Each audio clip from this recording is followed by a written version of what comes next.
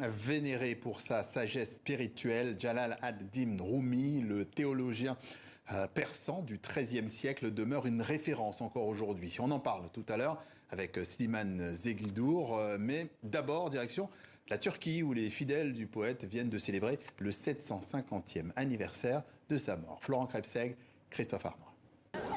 À cette époque de l'année, les capacités touristiques de la ville de Konya en Turquie ne suffisent pas à contenir les foules venues célébrer l'héritage de Rumi.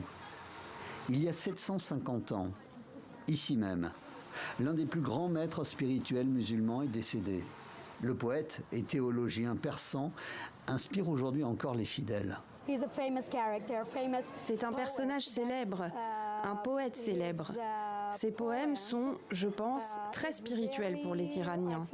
Pas seulement pour les Iraniens, mais pour tous les peuples du monde, je pense.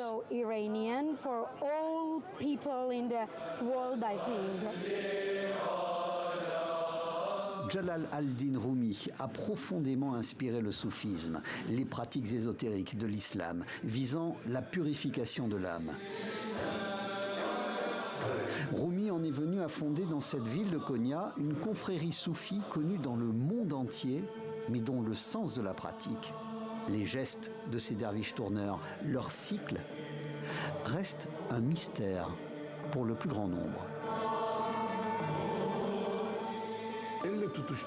La façon dont nous étions avant et la façon dont nous sommes après être entrés dans le cercle ne sont jamais les mêmes.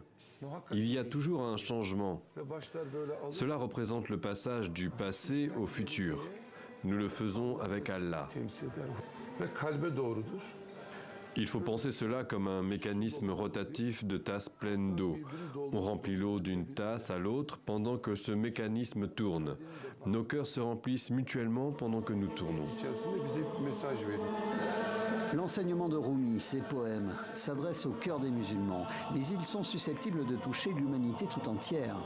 La purification de l'âme, a priori, pourrait être un remède universel. Et pour aller plus loin, Slimane Zegildour, notre éditorialiste TV5 Monde est avec nous en plateau. Bonjour Slimane. Bonjour. D'abord, Jalal ad-Din Rumi est, on l'a dit, un poète qui a vécu il y a plus de 750 ans. Racontez-nous finalement qui est ce personnage et ce que l'on peut dire de son époque. Alors, son époque, c'est le monde de l'Orient musulman après les croisades. Et donc, c'est un islam qui est sorti complètement déglingué, détruit affaibli par les croisades. Les sectes musulmanes hétérodoxes se sont multipliées. Les Mongols sont aux portes de Bagdad. Bref, il y a un sombre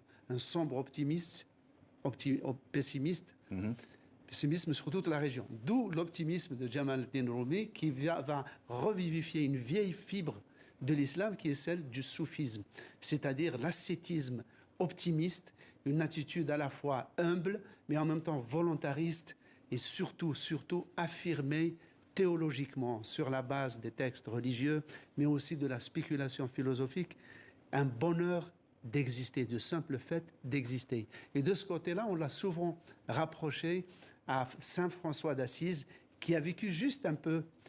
Ils ont presque failli vivre dans la même génération. Contemporain, oui. Et c'est un amour, qu'on pourrait dire panthéiste, un amour des êtres, de Dieu évidemment, du cosmos, de la nature et même des plus petits animaux, des plus petites plantes de la nature. C'est cet amour général de la vie, de la création, comme on est en islam. Et c'est une façon de rendre hommage au créateur unique de toutes ces merveilles. Voilà un peu l'esprit de Jalal ad-Din Rumi. C'est pour ça que vous disiez tout à l'heure qu'on fêtait le 750e anniversaire, non pas de sa naissance, mais de sa mort.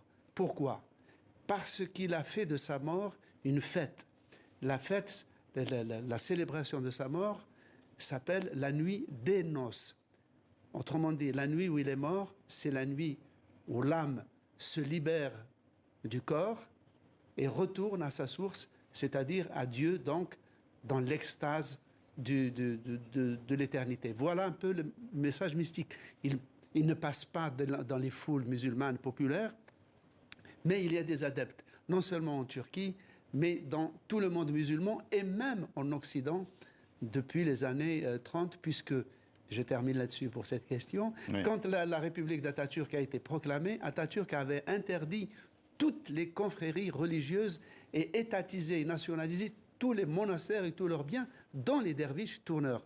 Et un soir à Istanbul, le patron des derviches tourneurs a croisé Atatürk, et Atatürk lui a dit, si tu veux danser, il y a une boîte ici qui fait du foxtrot ou du ragtime. Et le mystique s'est suicidé après ça. L'anecdote, effectivement, qui est la petite cerise sur le gâteau. Précision de Slimane Zeguidour, notre éditorialiste TV50. Merci à vous. Merci à vous.